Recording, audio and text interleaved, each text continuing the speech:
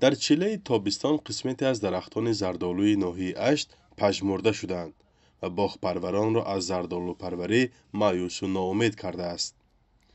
مالک خواجگی دهقانی غالبشاه که 9 هکتار باغ زردآلو دارد میگوید دهها درخت را امسال از دست دادند. درخت‌ها امسال بنهایت شرایطش وضعی زردآلو همین دونک بوین شد امسال.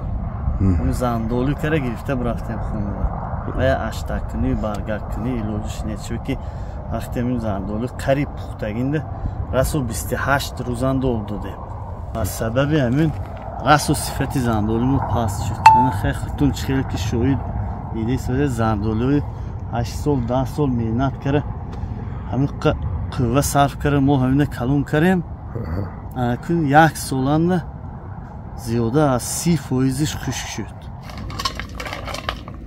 بسیاری از دهقانان میگویند وضع در اکثر خواجگی ها امسال چنین بود.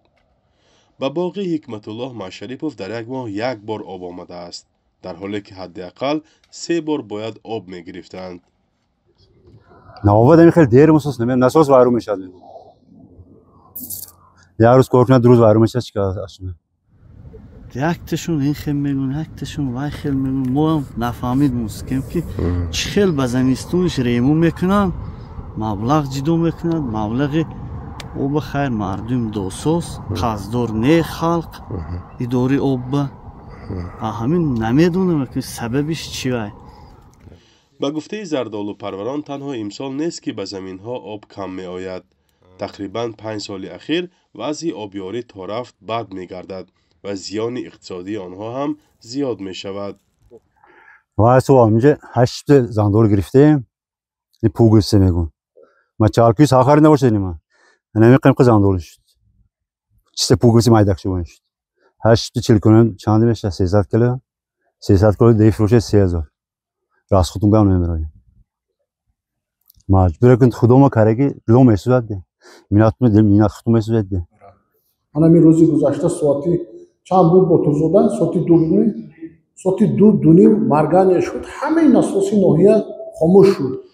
مسئولان حکومت ناحیه اشت میگویند که سبب اساسی کم شدن آب تغییر اقلیم و گرم شدن هوا است. به گفته شهرت محمدزاده رئیس ناحیه بغیر از آبهایی که از دریا میکشند از 9 چاه آبهای زیر زمینی میگیرند که سطح آبی آنها هم پایان رفته است. از سوی دیگر پایگاه‌های آبکشی کهنه شده‌اند. انیس یک دوره شوروی سال 1973 سر کرده باشند سال 1977 به استفاده داده بود. همون دور برای 12000 گکتار زمین‌های پولیزی همین خواجگی دهقانی و اینکه کوپراتیو استحصالی به اقتدار داشت. امروز خوشبختانه باشد انیس یک میگویم کاسکاد امروز به 18000 گکتار زمینی باغی زردآلویی خدمت کرده ایستاده است که همین 2 قطعه همین با ایلوگی بعد از سال 2000 با زمین ها از خود کرده شده باغ‌های زردآلو زمانوی تشکیل شده. پایگاه آبکشی ناحیه اشت از رود سیر در دوری تقریباً 15 کیلومتر آب میکشد. 5 سال پیش این پایگاه با سبب قطع نیروی برق ویران شد. آن زمان مسئولان اداره آبیاری گفته بودند که به سبب فرسوده بودن قبورها کفیدند و از آن زمان تا حال مشکلی کمابی بیشتر می شود. مسئولان ساحه در حال به بهبودی وضع امیدوارند که سردار ریاستی بهداشت زمین و آبیاری در ولایت سوخت برای از خود کردن بیش از 4 میلیون سامانی که از جمله برای تعمیر پایگاه‌های آبکشی ناحیه پیش بینی شده بود در بازداشت است. اشت با 165,000 اهالی یکی از ناحیه‌های عمدتاً کشاورزی است. بجز یک کارخانه نمک دیگر کارخانه کلان صنعتی ندارد. یکی از وسیله اساسی تامین روزگاری مردم منطقه باغپروری است و کمابی به همین منبع درآمد هم تهدید می‌کند.